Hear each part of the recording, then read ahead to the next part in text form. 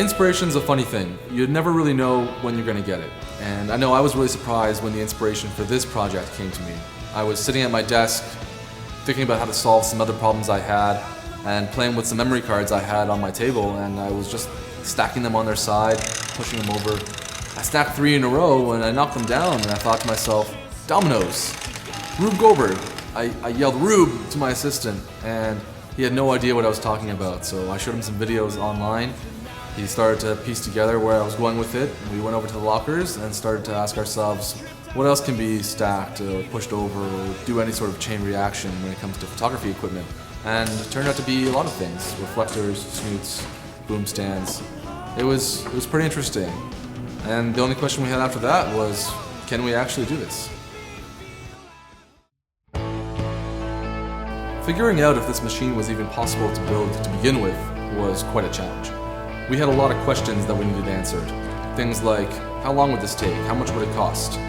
What sort of equipment do we need? How much of the studio would it take up? It was very difficult to know how to begin. One of the questions, do we have enough equipment, was answered quite easily, and the answer was no.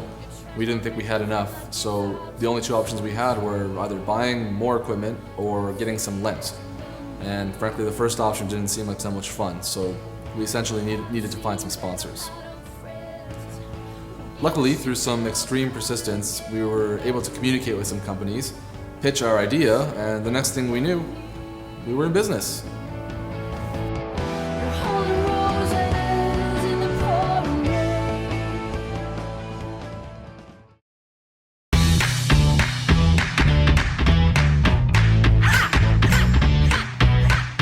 It seems like every expectation we had with this machine was just way off. Things like how long would it take and how much energy or how much money it would cost, everything was just not even half as accurate as what it turned out to be at the end.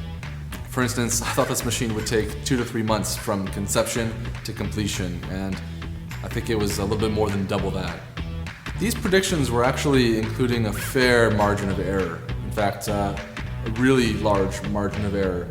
And having that prediction exceeded just 2-fold was not the greatest surprise. The construction process brought with it a whole new pile of issues.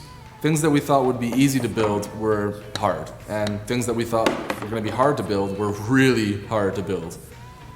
Suffice it to say, none of the expectations we had early on were met. During the last days of shooting, we would set up the entire machine, and it would take a long time. We'd be very meticulous about it and look over every possible thing that might fail. We'd look at each other and just think, what could possibly go wrong? That was a very bad expectation to set.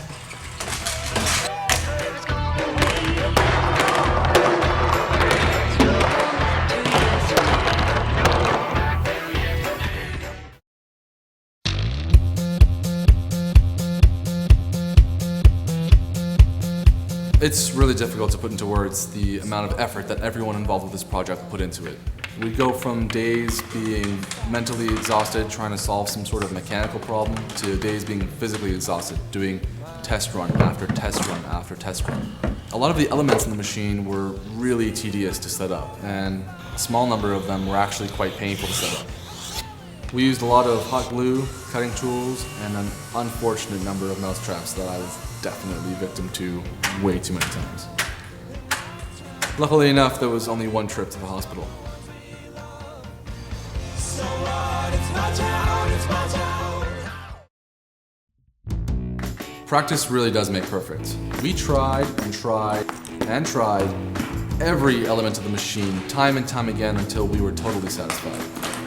The problem is, making sure something works doesn't mean, hey, this works 9 out of 10 times, let's move on to the next piece.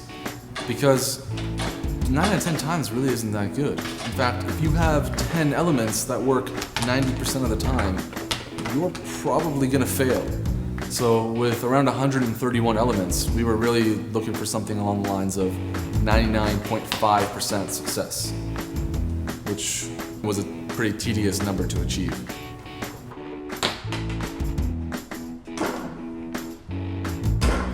Before committing to filming, Practice was definitely one of the major elements that we needed to make sure it was done.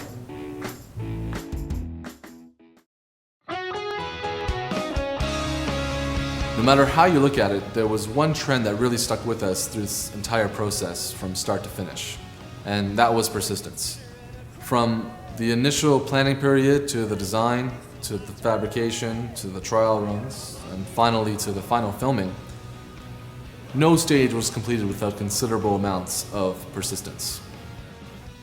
I believe that if there was one thing we could take away from this experience, it would simply be, if at first you don't succeed, try another 98 times.